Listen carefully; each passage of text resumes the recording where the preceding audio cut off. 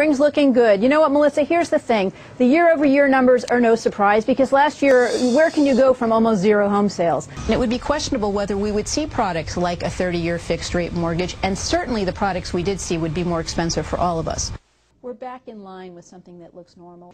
So until those prices bottom, we're going to still see more and more people walking away from their homes. Well, obviously, it makes it more difficult for anyone to get into the market. Is there anyone here who thinks that when they get out of school, they're going to be buying a home? Most people. Let me ask why anyone want to volunteer. You're thinking you're going to be buying a home. Why is it that you think you're going to buy a home? I'm looking at you.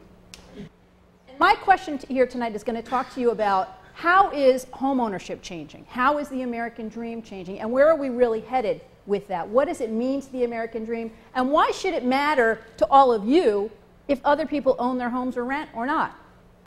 $13 trillion in wealth, which probably includes a lot of your families. It includes my family. $13 trillion in wealth has been lost because of this housing crisis.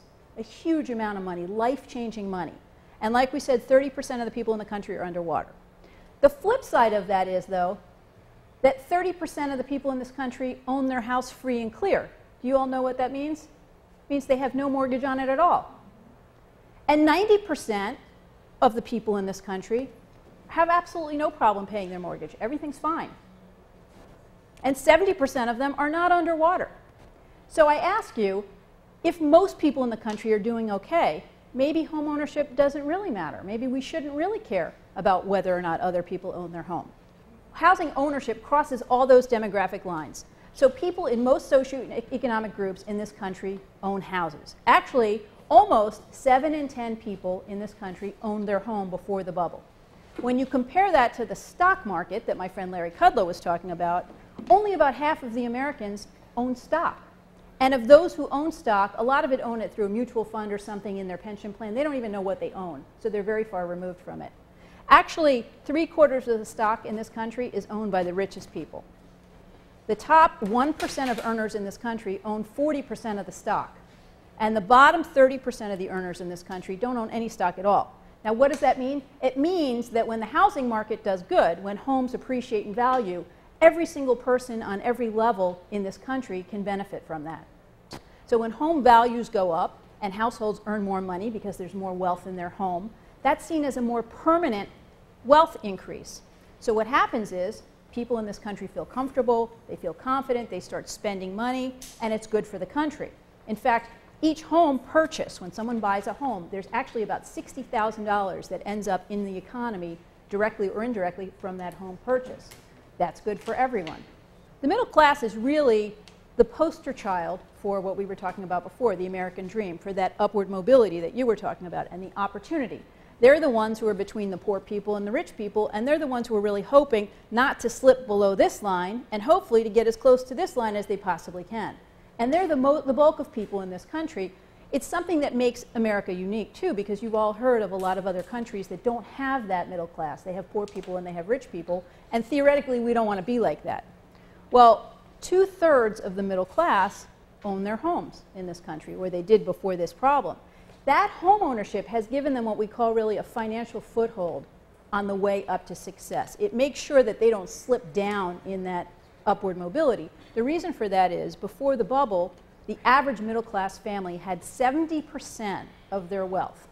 If your family was worth $100,000, $70,000 of it was in their home. So most of their net worth was there. It was their safety net. That was what the average middle-class person in this country would rely on if they got divorced, if they had a medical emergency like a car accident or a heart attack, if they were unemployed temporarily. The average person in this country would rely on that equity in their home. Which begs the question, without that equity now, what is going to happen to the average middle-class person in this country if they get divorced or they're unemployed or they have a car accident? The average owner's net worth before the bubble was 22 times what an average renter was worth.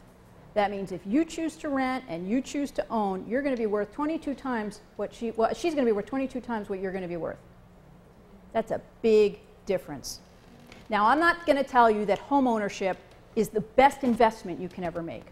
Because if you know everything about the stock market, and I'm going to guess you would because you really want to make money. If you know everything about the stock market or you know everything about other investments, and you can pick a sure thing, for sure you're going to do well in it, and you're disciplined enough to put the money in it, you can probably make more money over 30 or 40 years doing that than investing in a home. But this is not a perfect world, and most people don't do that. And so home ownership in this country has traditionally been basically, again, not the best investment available anywhere, but a forced savings account. It's been a way that most people have saved their nest egg, predominantly for retirement. Well, now that that's not happening, and if we decide that that's not going to be part of the American dream, I'm going to ask you, how are people going to save a nest egg? How are they going to build up for retirement? We are already on track, and by we I mean you, because I'm old enough already that there's going to be money for me, but there may not be money for you. We're already on track for a $6 trillion deficit in retirement support for Americans. Right now, people over 65 are using their credit cards 26% more than they were 3 years ago. What that tells us is that they already can't afford to make ends meet, and they're not even retired yet. You know, there are blogs where people are talking about this housing crisis. And if you read those blogs, the parties on both sides are so unbelievably passionate about it, you can really get a sense for people who are not in default and people who are in default, they're just not liking each other at all right now.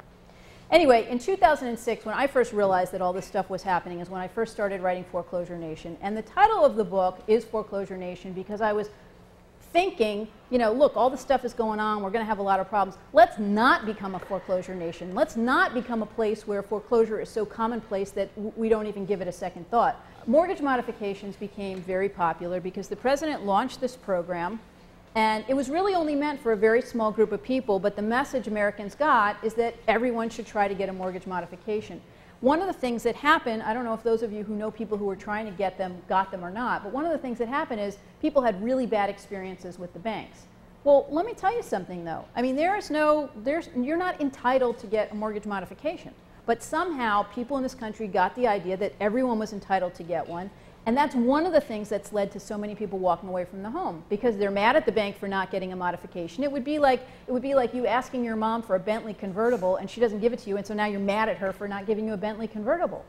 It's up to you guys to decide whether or not you want the American dream, the American vision, the American mission statement to include foreclosure as being just sort of an acceptable part of life. It's just something that happens when you get into a mortgage you can't afford or you decide you don't want your house anymore. And if you don't want it to be an acceptable part of our country's mission statement, then now's the time that you need to do something about it.